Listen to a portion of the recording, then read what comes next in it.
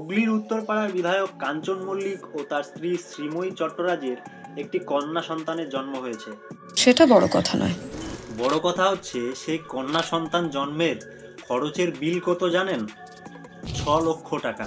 আর এখন সেই বিল যদি অ্যাপ্রুভ হয়ে যায় তবে সেই 6 লক্ষ টাকা দিতে হবে আমার আপনার মতো সাধারণ জনগণকে। অসম্ভব, আমি বিশ্বাস করি না।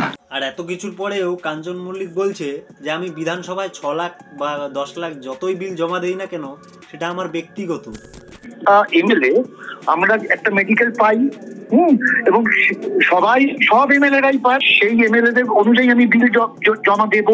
সেই বিলটা কত সেটা আমার অত্যন্ত একান্ত ব্যক্তিগত না, যদি বেশি বারেনবার মেরে ফাটিয়ে দেবো। তা এতটাই যখন ব্যক্তিগত 6 লাখ কেন, শুরু 10 লাখ 12 লাখ যা খুশি খরচা করুন না, দিন না আপনার নিজের পকেট থেকে। আপনি তো নিজে এত বড় একজন সেলিব্রিটি, আপনার স্ত্রী একজন সেলিব্রিটি, আপনি একজন জনপ্রতিনিধি, দিন আপনার নিজের পকেট থেকে। পারবে না। জনগণের ঘাড় ভেঙে টাকা নিচ্ছেন, আবার বলছেন কিনা আমার ব্যক্তিগত। সেই বিলটা কত সেটা আমার অত্যন্ত একান্ত ব্যক্তিগত। अच्छा अच्छा अच्छा, तेरा बाप यहाँ छोड़कर गया था कि तेरी माँ